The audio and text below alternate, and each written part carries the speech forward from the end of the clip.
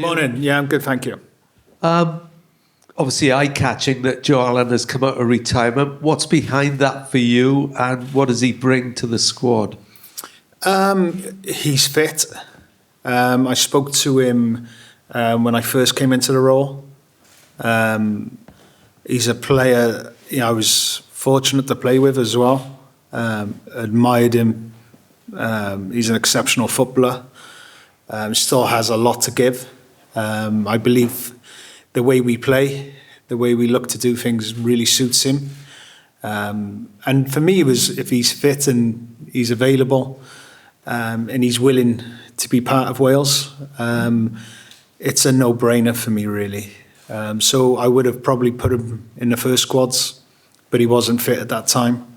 And just his brain, his experience, he's a high-quality footballer. I know people will maybe look at age. It's never a problem to me. And I just appreciate the skills he has and what he's going to be able to bring.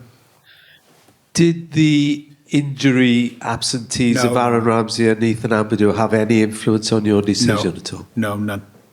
Because you're losing 140 caps, but you're bringing back 74. Do you see what I mean? No, I don't. I would have brought him in. He was a player. He's just high quality.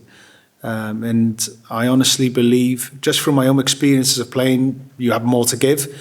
And the way he's looked after himself through his career. Now, of course, he's had one or two injuries of late over the last season. But I've watched him as well in training with Swansea. As a person, he's the type of he's the type of profile you'd want on a squad. Just by his leadership skills as well. He's been one of our, I said about Aaron as well. I believe Joe's been one of our greatest players, and he still has football in him. I see it as common sense, really.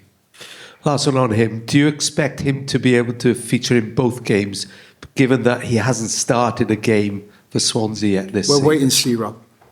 We'll wait and see on that. It's very difficult for me to, we'll look at training. We'll look at the data that comes back. Speak to Swansea, is of course on it. See the situation, or his rehab work, what he needs to be doing, maintains with us.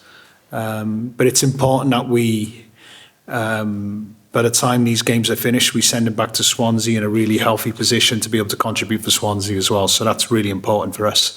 And hopefully that'll be the case.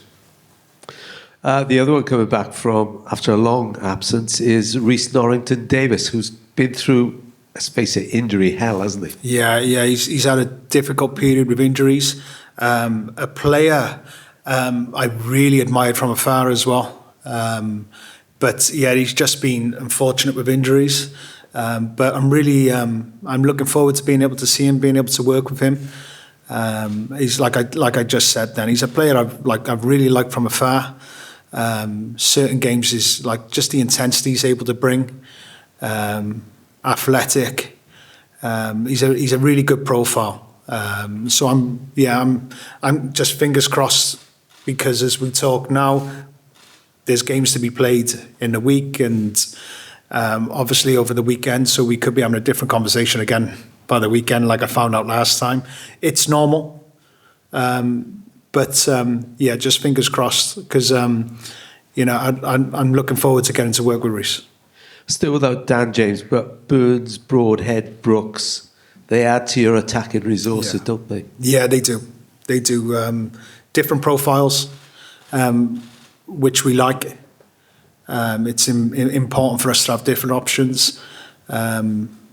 Brody, I've known quite well. I've worked with him at under-17s and under-19s for Wales in camps. So fully aware of his talent. And Wes is strong, quick, offers a different option to the attackers we have. And Brooks as well. Brooksy is a talent. The pocket positions I like. He plays on the half turn. I believe he really adds to what we're looking to do. And last one for me, Brennan Johnson.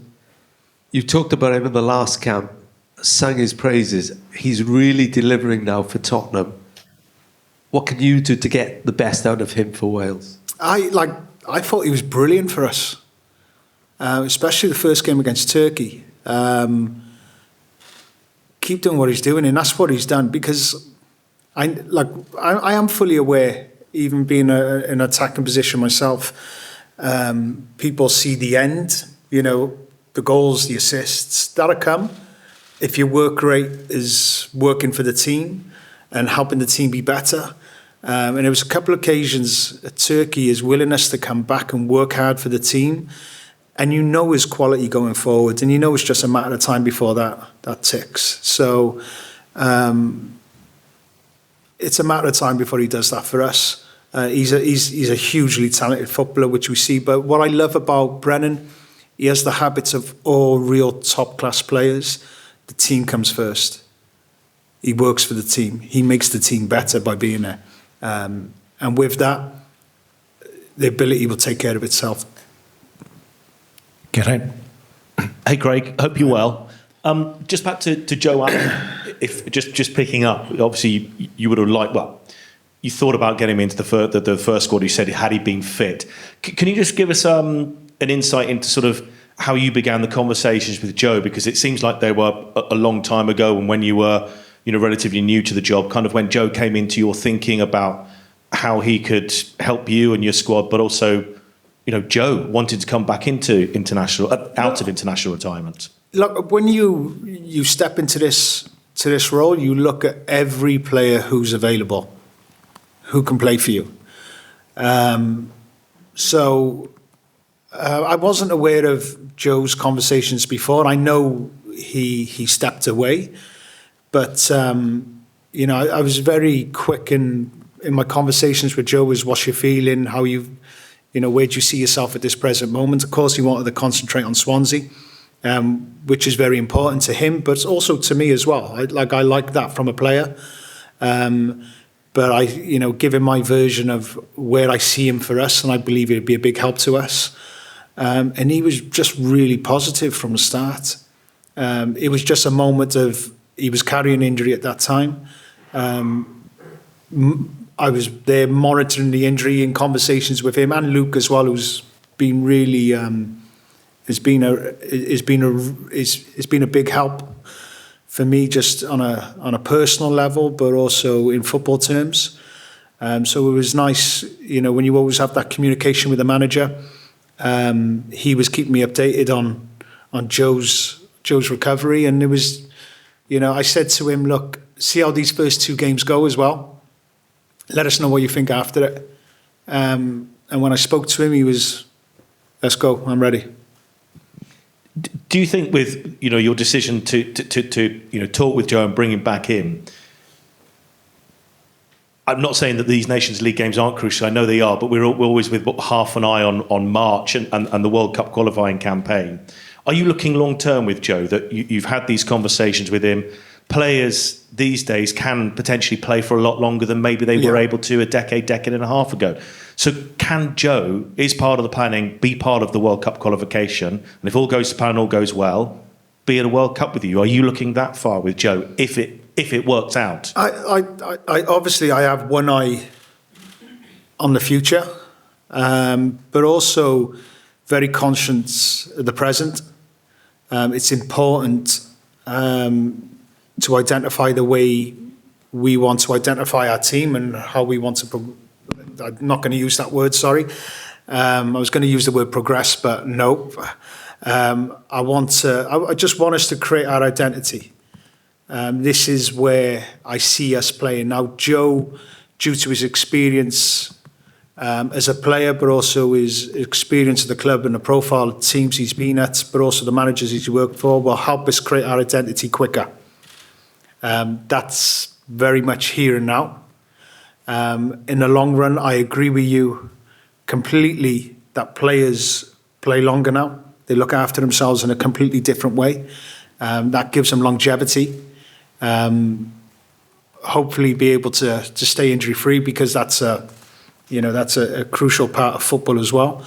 But also the way I see him playing and the way we set up, I see him in a perfect role for him.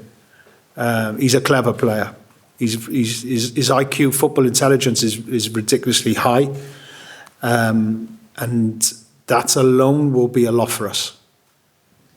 Just if you can, update us on the injuries of two of your really senior group of players. Aaron, it seems like another setback. So I suppose the question with Aaron is, yes, he knows he's so experienced, but I suppose just how is he mentally with the conversations that you've had, where he just looked, he had a great pre-season, beg your pardon. He looked good in the games, your first two games as well. And then the news through that Ethan's out till January as well, I suppose, is how are they with such big setbacks, and what are the implications for you beyond this set of Nations League games? I speak to Aaron quite a lot. I try and involve him a lot in tactically what we look to do.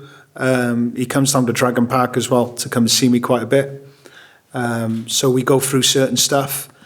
I definitely have a very good relationship with Aaron. I think that's something, by knowing his father from the same area. I knew Aaron since he was 5, so I knew this kid was going to be a professional footballer at the age of 5, which is very rare, by the way. So it allows us to have that communication, a good communication level. Really disappointed for him that he picked up an injury, because especially the game against Turkey, the game he started, he was exceptional.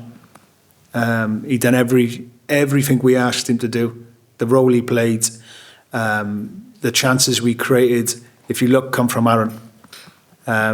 He's a clever footballer, like I said before it, and he showed that during the game. So of course, it's disappointing he can't be with us, but he ain't going to miss out on too much, because we'll keep him updated. I believe he might be with the camp as well during this period. So that's helpful, because it's another set of information we want to try and feed into over a 10-day period, and 2 different games.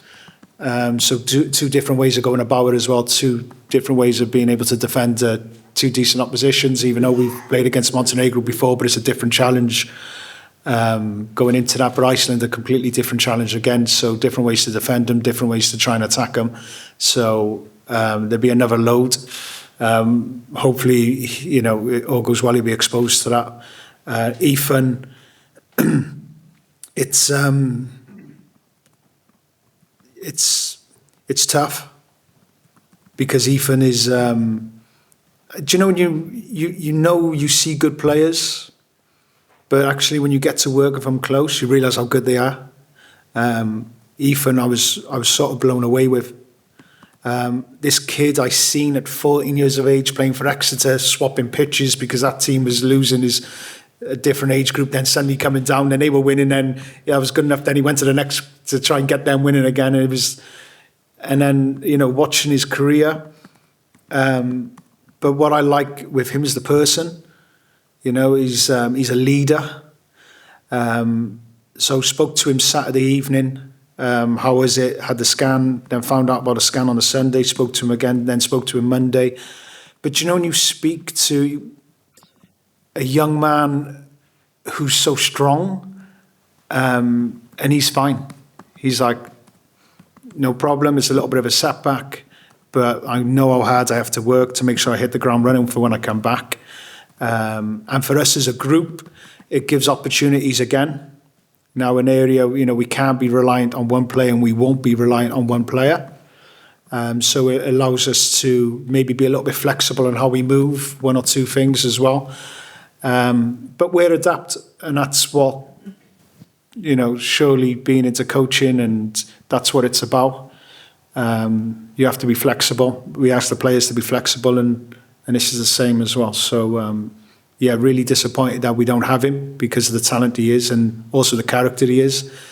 but most important part is the human being side. And he's an impressive human being, and he'll come back and have a huge save for Leeds and have a huge save for us. Last one from me about you. The first 2 games. Yes, you've had a camp and you've been in the job for several months, but it's difficult to... Several. Yeah. It feels like several. It's not that long, is it? Yeah. It's difficult to talk to you after a game because, the emotions of the first game, that second game was, well, if you ever play in conditions like that was just a crazy game. Yeah. I suppose just how do you feel it's gone for you? Because you are judged by games, results, that's what the public see, that's how we see you. How do you feel it's gone in terms of the implementation, on one hand, of the identity, the way you want to play, the high press, the energy, etc., feedback from the players? How did it go? The 10 days, was it 10 or 9? 9 days. Yeah, 9, yeah. It couldn't have gone any... I couldn't have enjoyed it any more. The players were exceptional, but also the amount of information they wanted, because I'm always conscious of the amount of information we give that players are able to, you don't want to overload too much. But when you speak to the players in general, they were like more, they needed more. They felt like, look, keep going. And that really gave us confidence as a coaching staff as well. Like, let's go with this, and let's keep doing the meetings. Let's keep showing this, keep showing that, and the way they trained as well. It was just look. I'm not going to lie to you that I thought the scenario against Turkey was going to turn out like that so quick. I was prepared for all scenarios.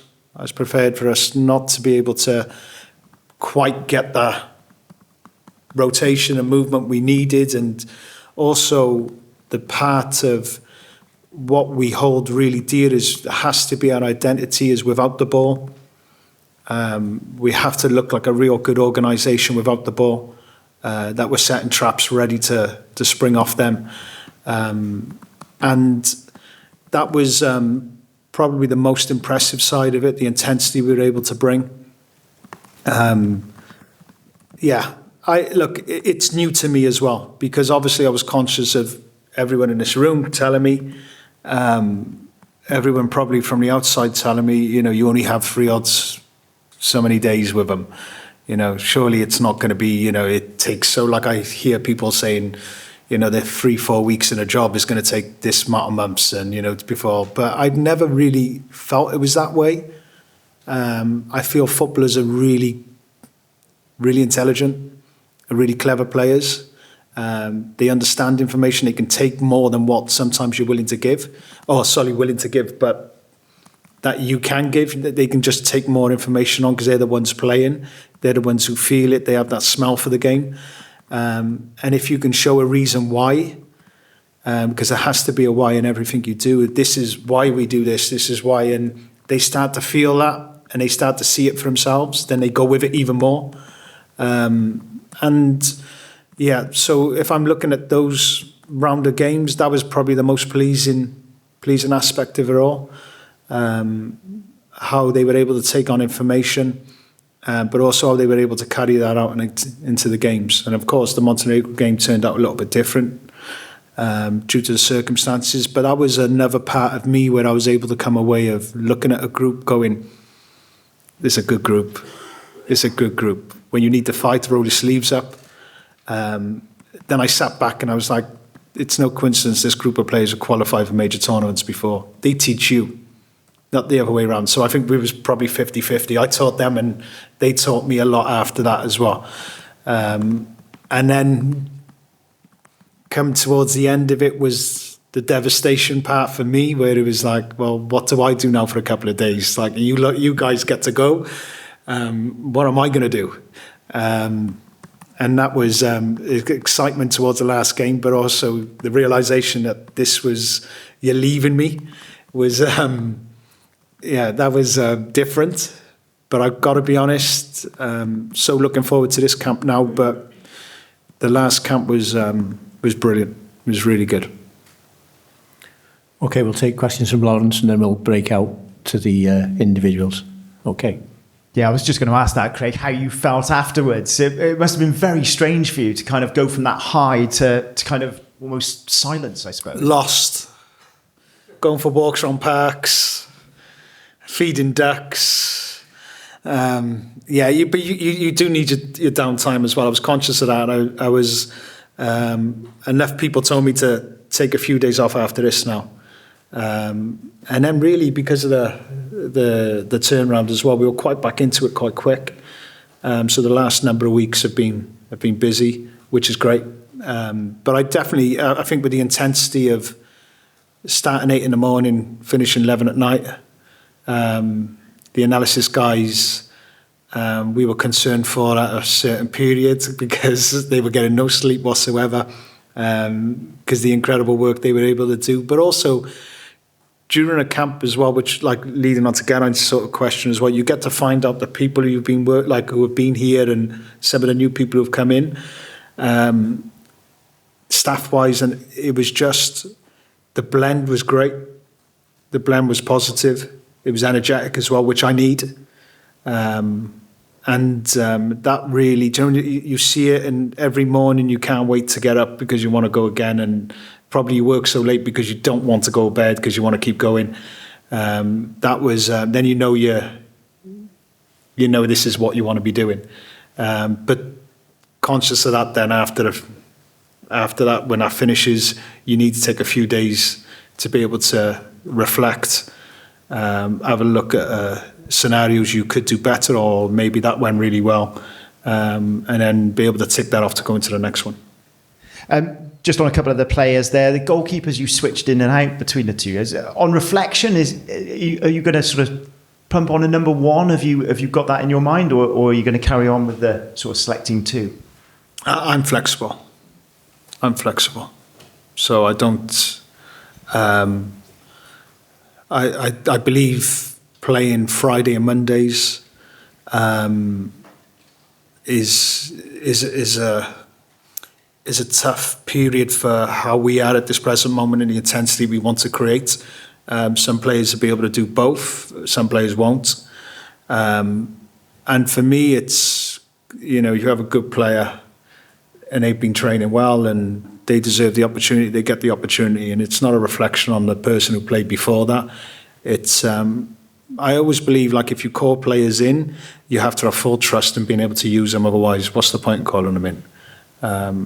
And when you're in a national team and a national setup, you have a good group of players. That's why you're calling them in. So for me, I know it might have come a little bit of a shock that I changed a lot of players, but to me it was just complete common sense. So don't be surprised. I'll bear that in mind. Ollie Cooper, he seems to have gone to another level since you sort of brought him in against Montenegro. The last few weeks for Swansea, the games I've seen, has been absolutely terrific. Yeah. Where do you see him? Can he fit into that central midfield role that Ethan's not available for? Well, I seen you. You said I played 4-2-3-1. Yeah, no, I didn't. No. In and out of possession is very different. In different stages of the pitch as well. I don't even know why I play. Isn't it shapes? Yeah, it's shapes. Don't. There's different roles he can play. There's different roles he can play in the pockets. He can play as a double six. You can use him in different areas, and that's what I like with Ollie. He's like, you hear me talk about profile of a player as well. I like players who are adaptable, who are able to move into different positions and take up different shapes as well and be flexible for that. Ollie's definitely that. And he's a player who's just growing. He's grown within himself as well. He's gaining more confidence, which I watching him at Swansea, you can see. And I still believe there's more to come. I believe there's... like you would have seen now, and Swansea would have known for a long, long time, an outstanding footballer. But a player starting to come into his own as well, you can see it. He's really having an effect on games, and hopefully long may that continue. And then just finally for me, one name that's sort of not on there is Tom Lawrence, and a lot of talk of his performances for Rangers. What's your sort of thinking in him not making the squad? It's just the number of squad. I have a certain amount of numbers I can go to. Would I name the whole of Wales? Yes, I would. Whoever's if given me the choice. But we just have players at this present moment that I picked. But like I said last time as well, when we spoke, there's a lot going to happen between now and then when we first meet up with a squad. So, one or two positions or one or two areas could change. Tom's definitely a player I really like. But at this present moment, there's one or two players I've put in position instead. Okay, thank you, Joe. We'll break out and then we'll come back here.